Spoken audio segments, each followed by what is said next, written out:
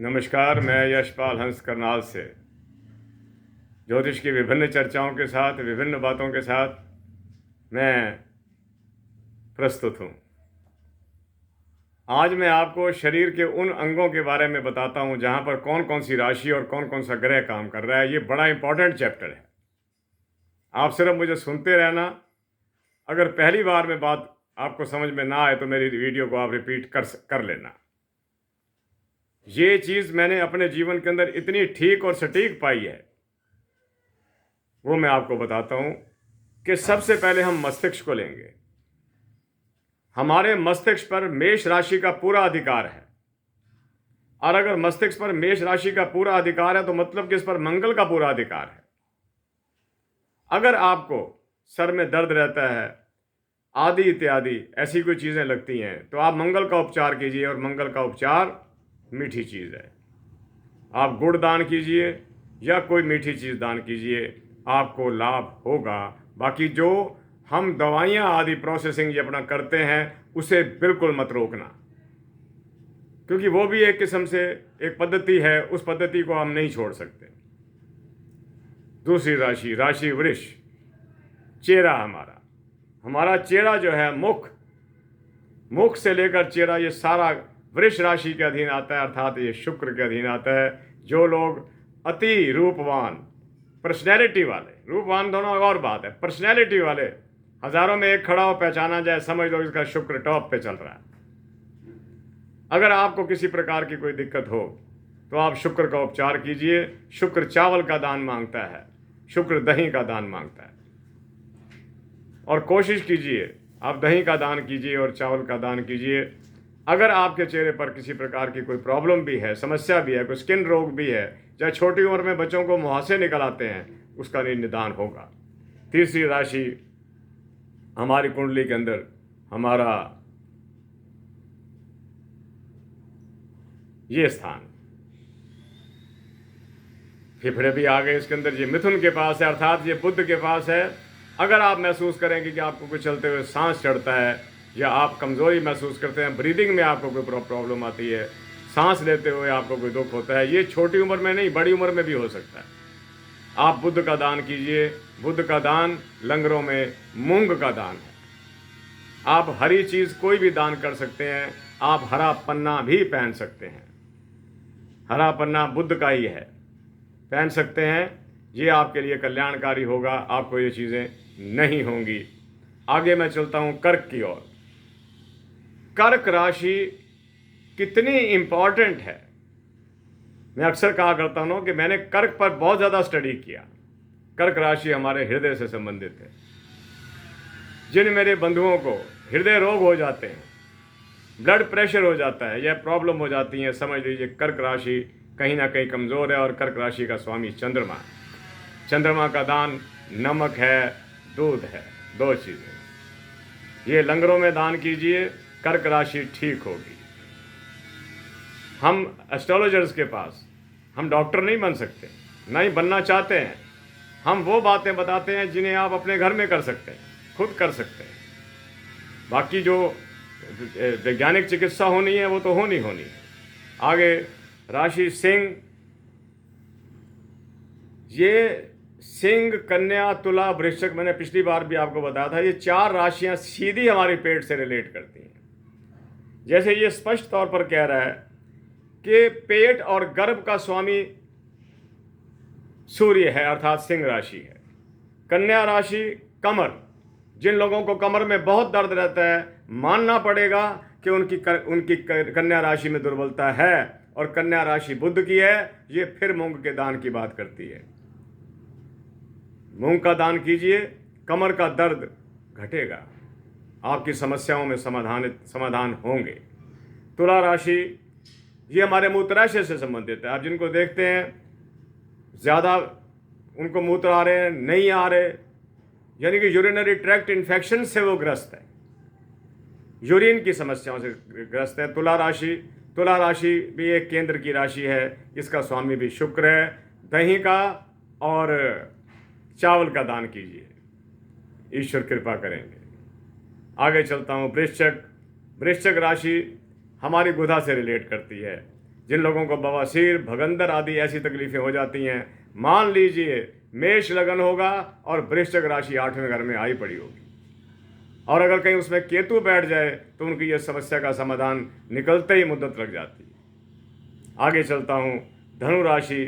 धनु राशि का मैंने बताया था, इसका जो सिंबल बनाया गया वो इस तरह बनाया गया कि आधा वो उसका जो मुख है वो पुरुष वाला है, नर नारी वाला है, लेकिन जो शरीर है वो घोड़े वाला है, यानी कि वो काम करने में अति प्रबल, निपुण और बुद्धिमान व्यक्ति होगा। और जंघा, हमारे जिस्म का ये हिस्सा जंघा जिसे हम कहते हैं, इसका वो स्वामी है, यानी कि जंघा से ही एक व्यक्ति मेहनत के काम करता है, ऐसा व्यक्ति मेहनती होता है। आगे 3 राशियाँ और आपको बताता हूँ, बहुत इम्पॉर्टेंट हैं और आजकल ये कई रोगों पर पूरा हमला भी किए हुए हैं। अगली राशि, राशि मकर। बड़े ध्यान से सुनना मेरे भगवान। राशि मकर, जिसका स्वामी शनि है, हमारे दोनों घुटनों से संबंधित है। आजकल घुटनों की तकलीफ बहुत है, क्योंकि शनि कलयुग का बादशाह है। ये कलयुग के अंदर सुख भी देता है, दुख भी देता है। अगर आपको ये लगे तो आप काली मिर्चों का दान लंगर में कीजिए। काली मिर्चों का दान उन जगह पर कीजिए जहाँ पर, अब देखिए, मैं पीपल को बहुत ज़्यादा रिलेट करता हूँ शनि के साथ। आप पीपल के नीचे शाम के वक्त 7 बजे के करीब कोई मीठी चीज़, बताशे या कोई और मीठी चीज़ रख दिया कीजिए। इससे आपके घुटनों की समस्याओं पर बड़ा भारी फर्क पड़ेगा। और आगे कुंभ राशि। कुंभ राशि हमारी पिंडलियों से संबंधित है। मैंने आज चैप्टर भी ऐसा लिया जो हमारे शरीर से रिलेटेड हो, क्योंकि शरीर दुखी है तो सब कुछ दुखी है। ना पैसा अच्छा लगता है, फिर ना कोई मित्रता अच्छी लगती है, ना कुछ भी अच्छा लगता है। शरीर ठीक है, जितना कुछ मैं बता सकता हूँ बताया आपको। अगले वीडियो में रिपीट भी कर दूंगा। पिंडलियों से रिलेटेड, जिनकी पिंडलियों में दर्द करता है बहुत ज़्यादा, वो भी शनि से रिलेटेड है। उसकी राशि कुंभ है। कुंभ राशि खराब, पिंडलियाँ, पीड़, दर्द होता रहता है। मैंने ऐसे लोगों को ये भी देखा कि रात को सोए हैं तो पिंडलियों में दर्द हो रहा है, दबवाई जा रही हैं या कुछ तेल मला जा रहा है। आप शनि के दान कीजिए। शनि का दान, खट्टी चीज़ें आप लंगर में दीजिए, या उन लोगों को दीजिए जो कोई समोसा खाना चाहता है, खरीद नहीं सकता, ले दीजिए, कोई बात नहीं, आपको बड़ा लाभ होगा। कोई आदमी ये भल्ले खाना चाहता है, दही भल्ले, पैसे नहीं है, ले दीजिए, आपके घुटने ठीक हो जाएंगे। क्योंकि मैंने जो पुस्तकें, ग्रंथ मैंने अपने जीवन में पढ़ी, उसमें मुझे यही सिखाया गया कि दान सबसे बड़ा उपाय है।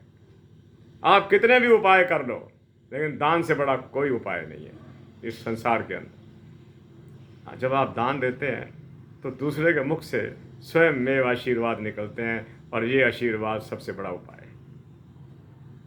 मेरे मित्रों, 8-9 मिनट तो हो गए, लेकिन इसको अगर मैं 20 मिनट भी चलाना चाहता तो ये चल सकती थी, चलानी पड़ेगी। क्यों भला? कई चीज़ें मैंने अभी पूरी तरह से आपसे विस्तार में नहीं कहूँगा।